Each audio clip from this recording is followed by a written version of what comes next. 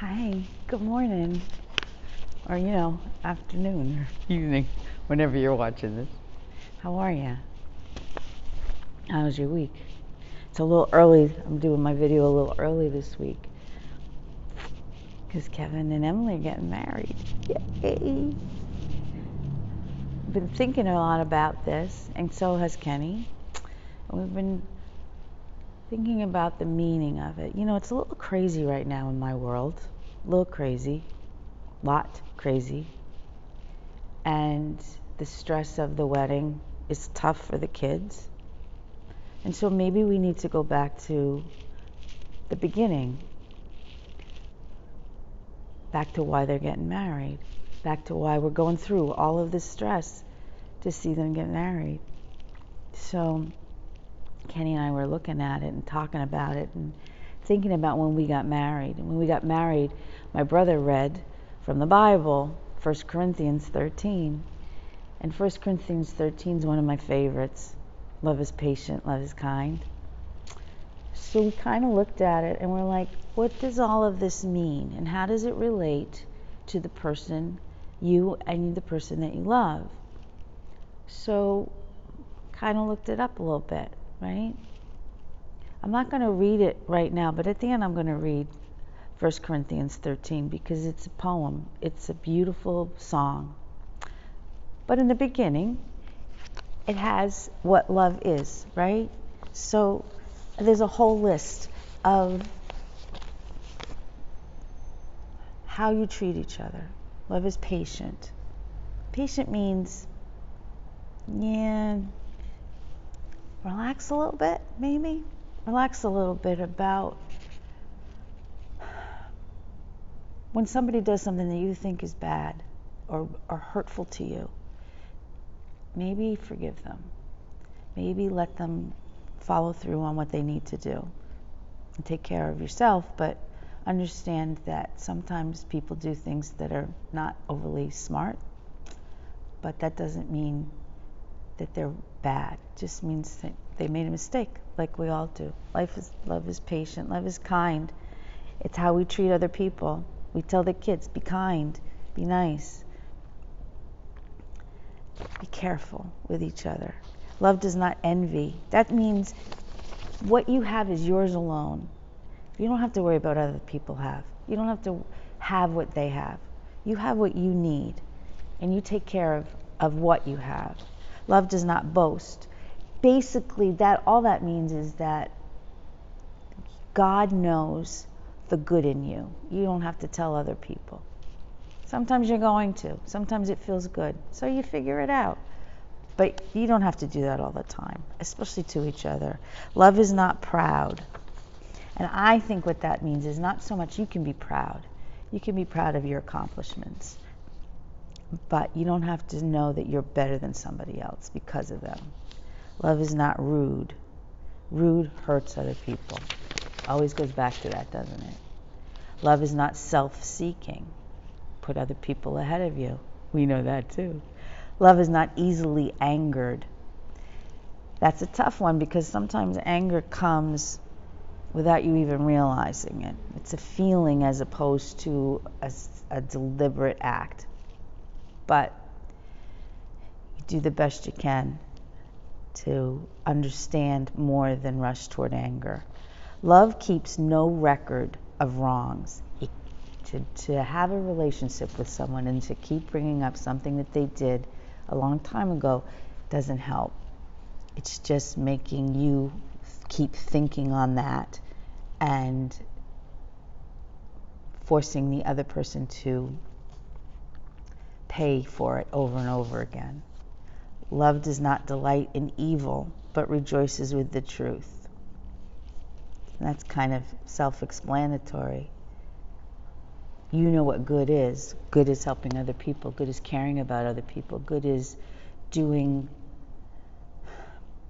kind to other people. You know that. Love always protects. Now that's something that we try to do all the time, isn't it? Moms protect their kids. Dads protect their families. Husbands and wives protect each other. Friends take care of each other. Make sure that other people are not going to come in and hurt them. Make sure that they're trying to do the right thing. And love trusts. Now it says always trusts. My feeling on that is I try to always trust. I don't always trust, but I try. And love always hopes. That I do. Hopes for other people that they are going to be okay. And perseveres. That's the main one for me, except for the last one. But perseveres means you're going to have ups, you're going to have downs. Love perseveres means you get through the downs to get back to the ups. I've been through downs with people that I love. We come back up again, always. Understand that. It's going to get bad, it's going to get better. It might feel like it's going to be bad forever. It's going to come back up again. You're going to feel better again. You're going to love each other again. And love never fails. When you love, you love. When it's real, it's real.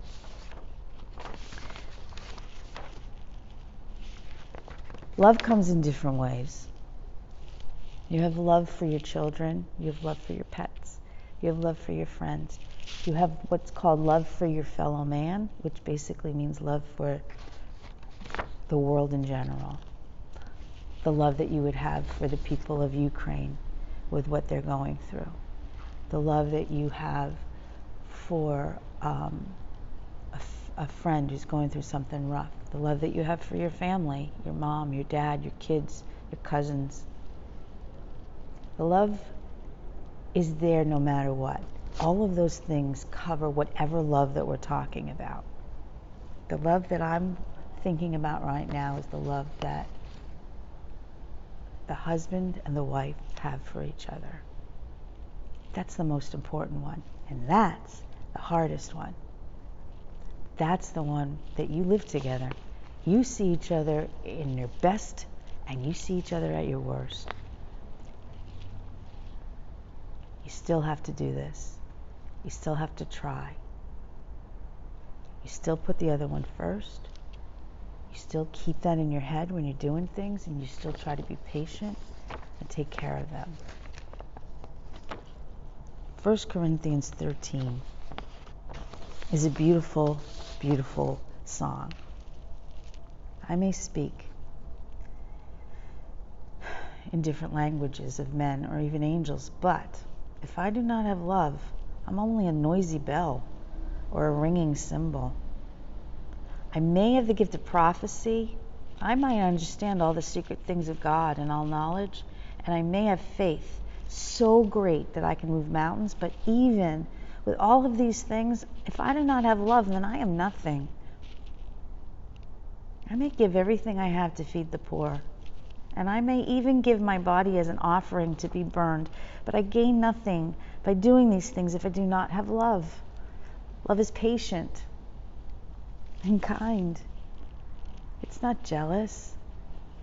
It does not brag, and it is not proud. Love is not rude. It is not selfish, and it does not become angry very easily. Love does not remember the wrongs done against it. It takes no pleasure in evil, but rejoices over the truth. Love patiently accepts all things. It always trusts. It always hopes. And it always continues strong. Love never ends. There are gifts of prophecy, but they will be ended. There are gifts of speaking in different languages, but those gifts will end. There is the gift of knowledge, but it will be ended. These things will end because this knowledge and these prophecies we have are not complete. But when perfection comes, things that are not complete will end. When I was a child, I talked like a child. I thought like a child. I made plans like a child. When I became an adult, I stopped those childish ways. It is the same with us. Now we see it as if we're looking into a dark mirror, but at that time in the future, we will see clearly. Now I know only a part, but at that time, I will know fully, as God has known me. So these three things continue forever: faith, hope, and love. And the greatest of these is love. This is something that you keep in your heart.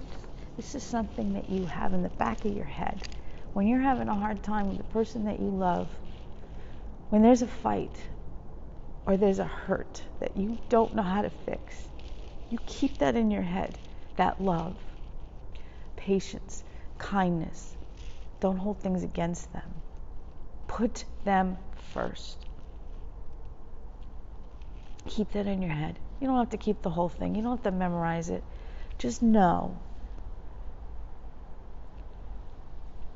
When Kenny and I got married, we read that. We kind of try to go back to it every once in a while. When my son and my daughter-in-law are married, when my daughter married her husband, that's what it is. That's what it's all about. Love. You take care of each other. You put the other person first. You give 100% to them, and they give 100% to you. So keep that in your heart. Keep that in your life. Know that love is it. Love gets us through. It's been a really rough couple of weeks. But the love that Kenny and I have for each other, that's getting us through. Planning a wedding is a lot of stress and really hard. And sometimes other things come into it. Love each other. Take care of each other. Keep each other safe. This is what God wants. This is what's going to help. This is what's going to get us through. I'm going to have a wonderful weekend. I'm going to watch my baby marry the woman that he has loved for a very long time, that we love. I want you to have a good weekend too. And feel the love that you have for the people that are in your life. Have a great weekend. Love you. I miss you a lot. But we'll be together soon. Take care.